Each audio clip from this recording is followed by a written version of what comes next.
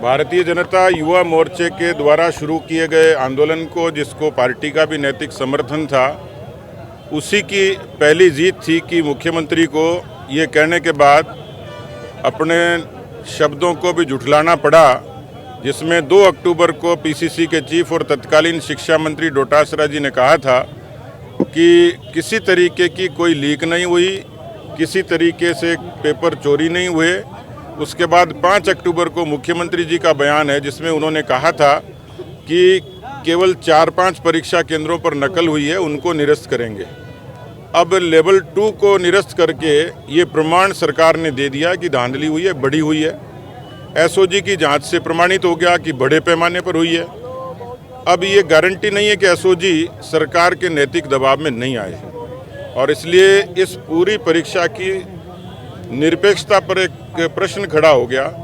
वो प्रश्न तभी दूर हो सकता है कि जब इसकी सीबीआई की निष्पक्ष जांच हो, और ये आशंका है कि सीबीआई की जांच होती है तो बड़े बड़े लोग जेल जाने की तैयारी करेंगे, और इसलिए सरकार सीबीआई से पीछे हट रही है, प्रमाण भी दे रही है और पीछे भी हट रही है। तो हम लोगों की मांग है, विधायक दल ने एक स्वर से प्रस्ताव पारित किया है कि हम सदन में भी और सदन के बाहर पार्टी लड़ेगी बेरोजगारों को, लाखों बेरोजगारों को न्याय देने के लिए, क्योंकि मुख्यमंत्री राजनीतिक भाषा बोलते हैं।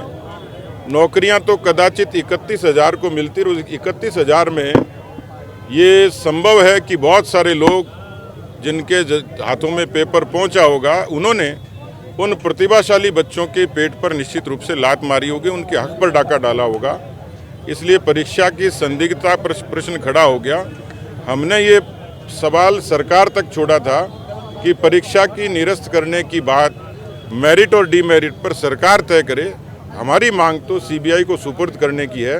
सरकार इसलिए भी परहेज नहीं कर सकती कि सीबीआई की जांच उन्होंने अनेक अवसरों पर दी है, इसलिए सीबीआई पर भी यदि कांग्रेस पार्टी और सरकार कोई प्रश्न खड़ा करती है वो भी गलत है, क्योंकि वो पहले से दे चुकी हैं। निर्भया के मामले में ये ताज़ा तरीन उदाहरण है, और इसलिए इसका एक ही मात्र उपाय है कि इस पर जो लोग दोषी हैं उन पर त्वरित गति से कार्रवाई हो।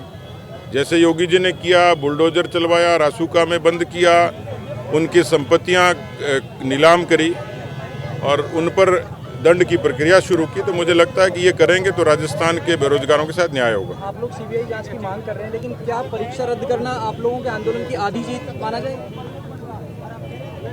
देखिए, ये तो नैतिक जीत तो है ही, नैतिक बल मिला है, क्योंकि आप उनके बयान देखिए कि जब उन्होंने ये कहा था कि एक भी पेपर लीक नहीं हुआ, ये 2 अक्टूबर का बयान है, 5 अक्टूबर का मुख्यमंत्री का वक्तव्य, उनको देख लीजिए और उनके निर्णय को मिला लीजिए, पता लग जाएगा कि किस तरीके से सरकार बैकफुट पे आई है। उन्होंने ये भी कहा कि वो खुश नहीं है इस फैसले से, परीक्षा रद्द करके खुश नहीं, खुश तो क्यों होंगे, उनको तो बहुत दुखी होना चाहिए, और इतना दुखी होना चाहिए कि पद छोड़ देना चाहिए। मदन जी कहते हैं दिलावर साहब कि आपकी हत्या की साजिश थी, जेड सुरक्षा में।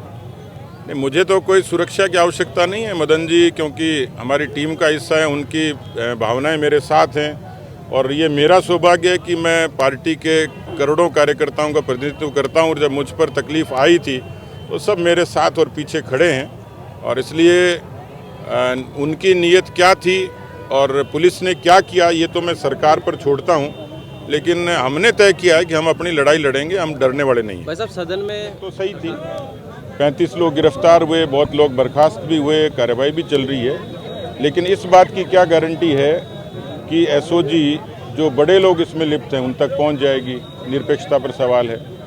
दूसरा प्रश्न है कि ये क्या गारंटी है, इस बात की गारंटी कौन देगा कि जो प्रतिभाशाली विद्यार्थी हैं उनको न्याय मिल जाएगा, और जिन लोगों ने पेपर खरीदे होंगे, चोरी किए होंगे, डाका डाला होगा, वो लोग सेलेक्ट नहीं होंगे? तो कुल मिलाकर ऐसा लगता है कि बड़ी धांधली हुई है, और इसलिए सीबीआई से नीचे इसमें कुछ भी स्वीकार नहीं होगा। तो विधायक दल ने भी तय किया है कि सदन में आखिरी दम तक लड़ाई लड़ेंगे। सर, आपने आज एक शब्द बोला है कि अब हमारी हिमाकत देखोगे, क्योंकि आपने अब तक हमारा सब कुछ धैर्य भी देखा, सब कुछ देखा। हिमाकत का मतलब आंदोलन से ही है, और जायज़ बातों पर जो मुद्दे हैं हमारे, किसानों की कर्जा माफ़ी है, भ्रष्टाचार है,